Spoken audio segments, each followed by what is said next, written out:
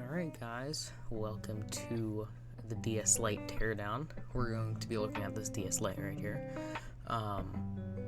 Got it at a thrift store, fairly cheap. The only thing wrong with it is a broken hinge. It's very floppy. Could be due to the case being broken around the hinge. I don't think it is the hinge itself. So we'll take a look at that.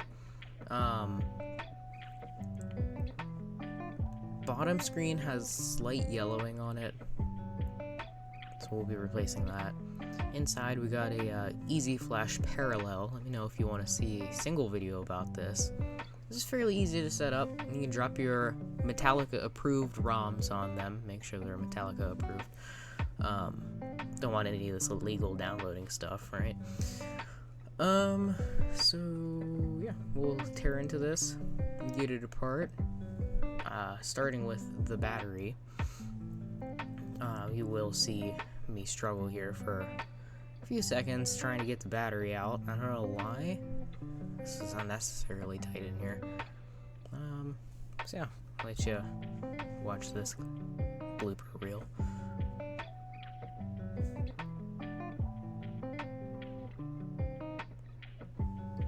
Finally, I realized that you gotta grab it from the side. We're kind of going into this without any tutorial, so I'm going in blind. I've never really watched anyone in depth taking apart a DS Lite before. This is going to be mostly intuition and a whole lot of luck.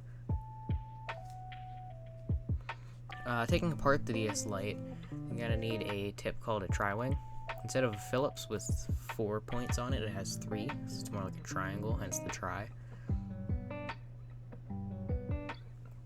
Nintendo likes to use this on a lot of their devices, and the newer the console, the smaller the tri-wing gets. I'm gonna be unscrewing consoles with atoms at this point.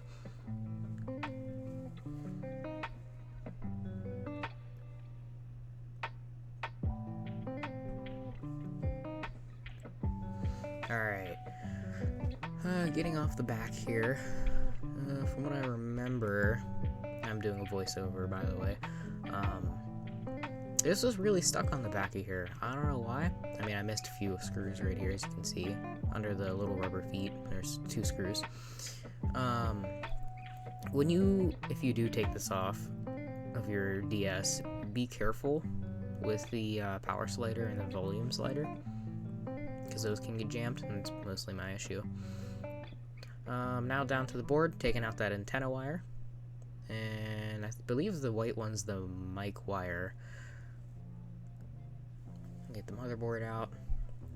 You want to be careful with that ribbon cable right there. And get the bottom screen out. I really sped this up because there's a lot. This is a very in-depth breakdown.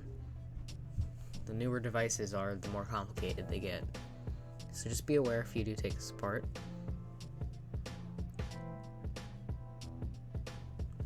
Into the screen here. One tip I can give you is when you take the screen off, or the top screen apart, make sure to slide the 2 shells. They're kind of like a sandwich. You gotta slide them apart instead of pulling apart. Now getting the new shell out. This is a replacement shell. It's a nice matte black for you. You flip to that new side of the paper towel so it's no micro scratches that ruin the new beautiful shell.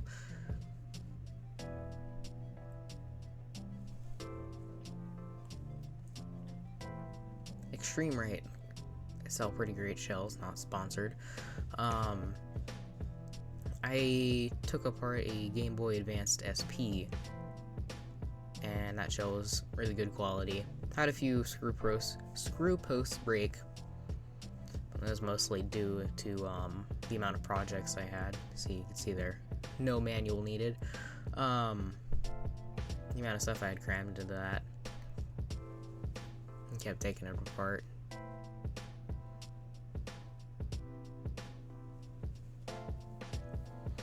And I've seen videos of people having Extreme Right shells, but when you actually get your hands on one, it's almost velvety. It's like to the point like I do right here. I take the like wrapping and try to get like any oil off of it, because it'll attract fingerprints.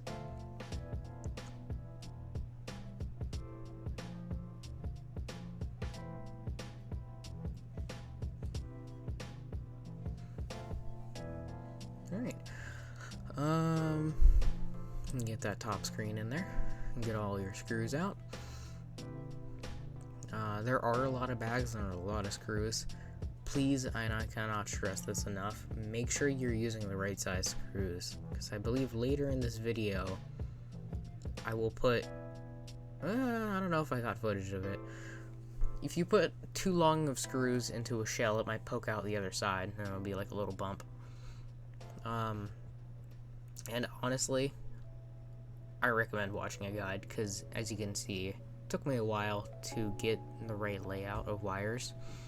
It might look simple at first, but it's a really tight fit up top, and there's no room for wires. My first idea was putting some Kapton tape. It's a very heat insulating tape, good for soldering. Try to put that over top of the wire, but then I find that it won't slide shut. So you gotta route it correctly first time. And the hinge, make sure you put that in the right way too, because I don't know if I got this on camera. Yeah, I did. I had to break out some wire strippers to try to pull the hinge out. And you can see that right in front of the flush cutters. That's my old hinge, and it's all gnarled up now. So again, just be careful you're putting everything in the right way. Putting in the light pipe now for the hinge.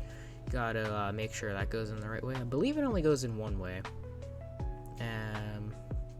Got your hinge cover right there. Just guide it through. It has a certain pattern, I guess you would say, for it to insert the correct way.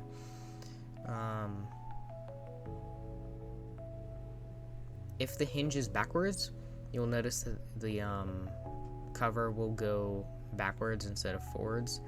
So you always want to make sure, like what I'm doing right now, is test to make sure it lays flat. Alright, coming to the end of this video. I would show you this, except, yeah, we're not going to talk about that. Alright, see you guys next time.